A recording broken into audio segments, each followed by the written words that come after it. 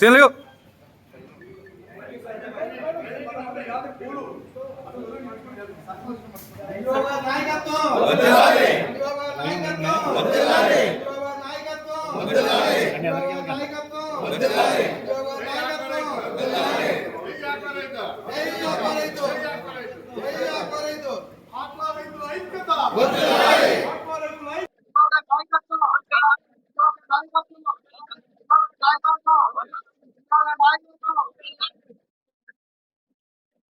ఒకసారి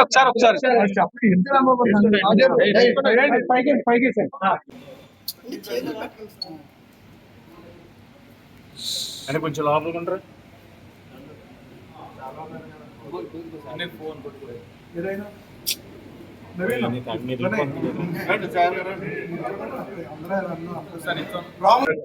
ఫోటోలు కూడా తీయండి. కష్టాలు తెలియజేసిన అంజబాబు గారి నాయకత్వం, అసెంబ్లీలో రైతుల యొక్క కష్టాలను వివరించిన అంజబాబు గారి యొక్క నాయకత్వం, రైతుల ఐక్యత, రైతులు వెంటనే రైతుల కష్టాలను ప్రభుత్వం వివరించిన అంజబాబు గారి నాయకత్వం, అసెంబ్లీలో ప్రభుత్వానికి రైతుల కష్టాలను వివరించిన అంజబాబు గారి నాయకత్వం.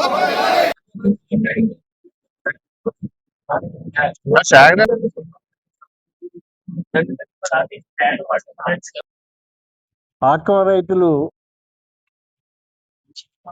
ఎన్నో కష్టాలు ఎదుర్కొంటున్నాడు. ఆ కష్టాలని కూడా పరిష్కరించవలసిన బాధ్యత రాష్ట్ర కేంద్ర ప్రభుత్వాలకు ఉంది. ముఖ్యంగా ఆక్వాకి ప్రధానం కరెంటు.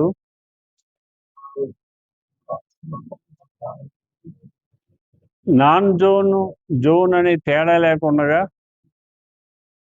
అందరికీ కరెంట్ ఇవ్వాలి ₹1.5 సబ్సిడీ తోటి. అలా ఇచ్చినట్లయితే రైతుకు మేలు జరుగుతుంది. రైతుకు మేలు జరగాలి అంటే ఖచ్చితంగా కరెంట్ సబ్సిడీ ఇవ్వాల్సిందేనో.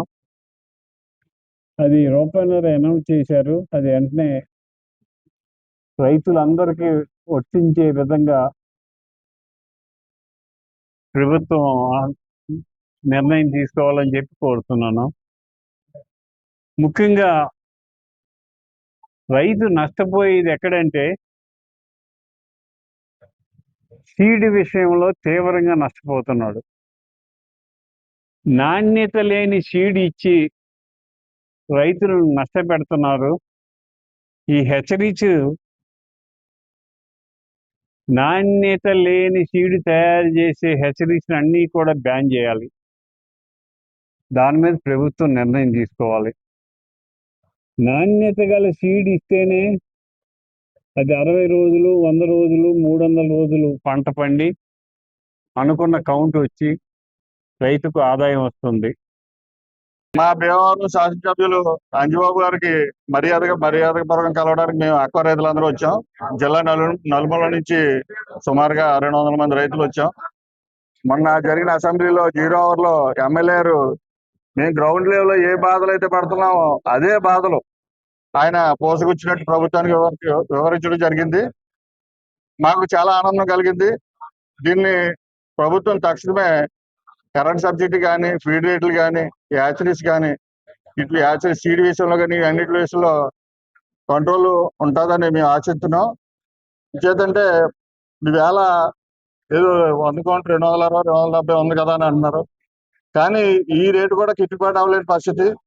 ఈ రోజు 300 పైన ఉండవలసిన పరిస్థితిలో పంప్ ట్యాక్స్ తగ్గించినా కానీ రేట్లు పెంచలేదు.